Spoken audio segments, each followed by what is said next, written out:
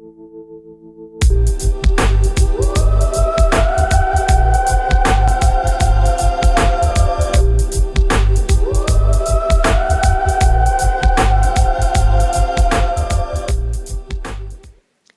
les cartovores, bienvenue dans cette vidéo où je vais vous parler de l'oracle des êtres d'ombre et de lumière de Lucy Cavendish. J'ai rédigé une review complète de cet oracle sur le blog, je vous mets le lien en dessous de la vidéo si vous souhaitez aller lire cette review. Ici je vais vous parler d'expériences marquantes avec quelques cartes que j'ai particulièrement adorées et j'espère vous donner quelques inspirations cartomanciennes. Allez, c'est parti. La robe alchimique. Libérez votre pouvoir. Pour moi, cette lame, elle parle de pouvoir personnel. Alors le pouvoir personnel, c'est vraiment une notion qui est très importante pour moi parce que je la place totalement au centre de mon style de cartomancie. Donc vous avez deux grandes familles de cartomanciens. Vous avez encore la branche traditionnelle qui est plus celle des diseuses de bonne aventure qui vont vous annoncer un futur plus ou moins arrêté. Et vous allez avoir de l'autre côté ceux qui sont plus dans l'accompagnement au développement personnel, qui vont vous donner des conseils afin de vous réaliser au mieux sur votre chemin de vie. Moi je me réclame plutôt de cette deuxième catégorie de cartomanciens qui sont plus dans cet accompagnement, cette guidance. Et au-delà même du développement personnel, pour moi ce qui est important c'est d'avoir cette notion de coaching en pouvoir personnel pour vraiment se rappeler que nous sommes ceux qui avons le plus de pouvoir sur nos propres vies. Et on a une vision assez galvaudée du pouvoir personnel, on voit ça comme quelque chose de très puant. Dès qu'on parle de pouvoir, on s'imagine cette notion très patriarcale et pyramidale d'un mec qui est tout en haut, qui lui détient le pouvoir en puissance, et dès qu'on descend dans les strates, eh bien les gens sont de plus en plus dépourvus de pouvoir. Et pour moi le pouvoir personnel c'est pas du tout ça, on a tous du pouvoir personnel, et même si vous êtes tout en haut de cette fameuse pyramide dans la société, ça n'a aucune importance, vous avez un pouvoir qui vous est propre, et il ne faut pas que vous l'abdiquiez complètement. Et donc moi je mets un point d'honneur à véritablement reconnecter les gens à ce pouvoir personnel, ce pouvoir qu'ils ont de base et qu'ils doivent cultiver.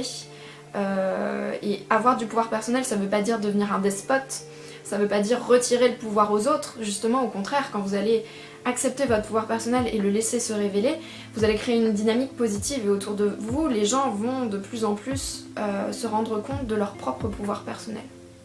Parce que justement, quand vous êtes complètement connecté à votre pouvoir personnel, vous n'avez aucun intérêt à aller essayer de retirer du pouvoir personnel aux autres. Ça n'a aucun sens.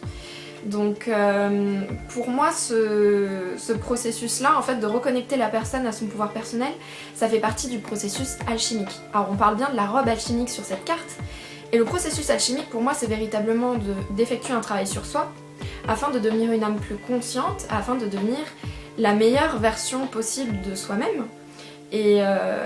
Et pour moi c'est véritablement un travail qui doit être à différents niveaux, donc on doit à la fois ouvrir toutes nos perceptions, et d'ailleurs sur la carte on voit bien que la petite ange là elle a plein d'yeux sur ses ailes, et en même temps c'est aussi un processus d'élévation avec justement des ailes pour voler. Donc quand vous rentrez dans ce travail sur vous-même, vous devenez une âme plus consciente, et quand vous êtes totalement ouvert à cette notion de pouvoir personnel et que vous la laissez s'exprimer, vous allez non seulement reconnaître votre propre souveraineté, mais vous allez aussi pouvoir agir au mieux pour vous, pour le monde et dans le monde. Donc c'est pas du tout quelque chose qui vous coupe des autres, qui vous sépare des autres, au contraire c'est quelque chose qui vous ramène complètement dans le monde de façon la plus consciente et la plus belle qui soit.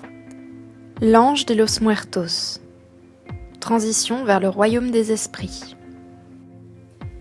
Pour moi, c'est la carte de ceux qui accompagnent les autres, ceux qui sont dans une démarche de compassion, qui tiennent la main de l'autre afin de l'aider à passer de l'autre côté dans une épreuve qui peut parfois être un peu douloureuse.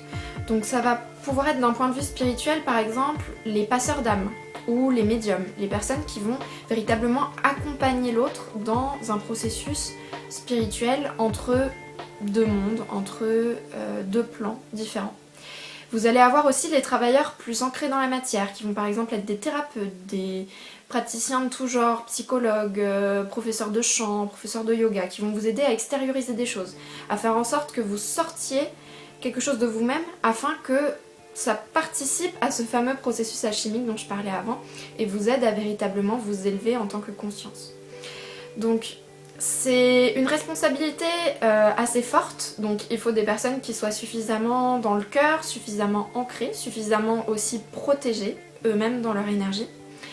Et par exemple, c'est une carte que je tirais beaucoup au début quand je commençais à tirer les cartes en fait. Et on me faisait comprendre qu'il fallait que je sois véritablement dans cette démarche plutôt que d'être dans une démarche de prédire le futur.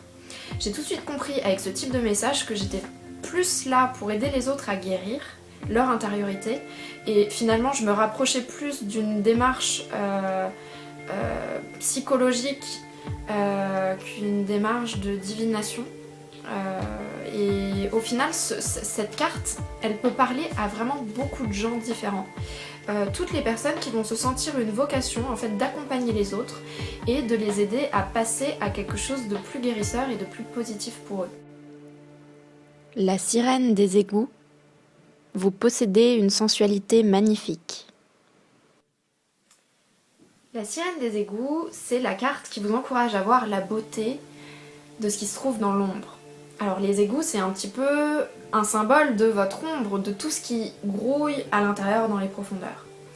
Et on vous encourage à voir que dans ces profondeurs, dans ce côté inavouable, secret, vous avez sans doute caché des choses qui sont merveilleuses, qui sont magnifiques et que vous refusez de regarder en face parce que ce sont des choses qui sont un peu diabolisées dans notre société actuelle, où on a un regard très très sévère sur l'ombre. C'est-à-dire qu'on va vous dire l'ombre c'est le mal, la lumière c'est le bien. Et dans l'ombre, non, c'est pas vrai. Il y a des choses magnifiques, il y a des choses merveilleuses. Il y a des choses merveilleuses dans vos défauts. Il y a des choses merveilleuses dans votre expérience difficile. Il y a des choses merveilleuses dans ce que vous n'osez pas montrer au monde. Donc n'hésitez pas à revisiter peut-être votre côté grotesque, votre côté maladroit, votre côté étrange, bizarre. Il y a beaucoup de beauté dans la bizarrerie. Donc n'hésitez pas véritablement à être quelqu'un de beaucoup plus conscient de la beauté qui se trouve dans l'ombre. Et en étant plus conscient de ça, eh bien, on est beaucoup plus dans une démarche de pouvoir personnel et on rentre encore plus dans ce processus alchimique dont je parlais. Marie Mascarade, glamour, intrigue, drame. La carte des manipulations. Alors, pour moi, Marie Mascarade, c'est un personnage qui porte un masque et qui peut aussi bien être vous-même, dans les moments où vous vous fourvoyez, où vous avez envie d'obtenir l'approbation des autres et d'être aimé, et où vous allez un petit peu vous mettre de côté, vous oublier et donc rentrer dans un jeu. Ça arrive à tout le monde, pardonnez-vous. Mais ça devient un petit peu plus problématique quand ce sont des personnes qui ne fonctionnent qu'en mode masqué. Donc souvent ça va être les gens qui vont manipuler les autres en permanence pour pouvoir obtenir des choses. Donc ça va être des gens comme par exemple les pervers narcissiques. Ces gens qui sont dans la manipulation de l'autre en permanence et qui ne savent pas fonctionner autrement que comme ça. Malheureusement ça existe. Et j'ai eu le grand déplaisir de tomber sur plusieurs spécimens de ce genre. Donc c'est pour ça que j'aime pas du tout l'avoir débarqué cette carte.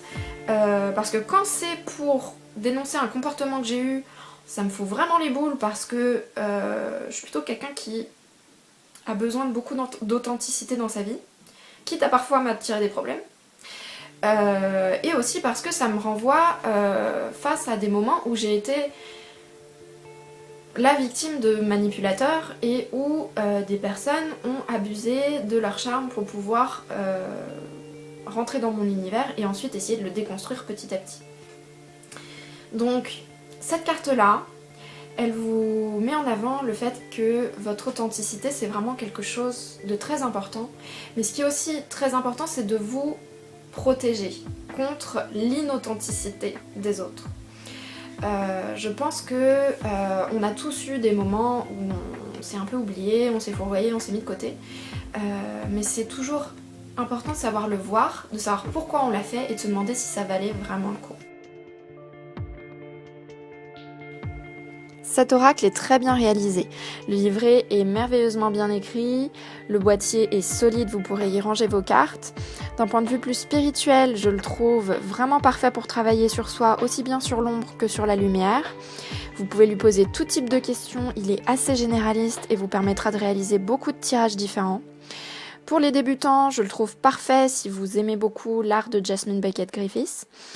Et je trouve que c'est un oracle particulièrement habité, dans le sens où les êtres qui y figurent m'apparaissent parfois dans mon quotidien. Donc si vous avez une intuition assez développée, il se peut que vous voyez débarquer les êtres d'ombre et de lumière en rêve, dans des flashs, visions et en méditation. Et ça enrichit d'autant plus l'expérience. Donc je vous remercie de m'avoir accompagné pendant cette vidéo. Je vous dis à très bientôt pour de nouvelles aventures spirituelles et cartomanciennes. Et je vous envoie plein d'amour.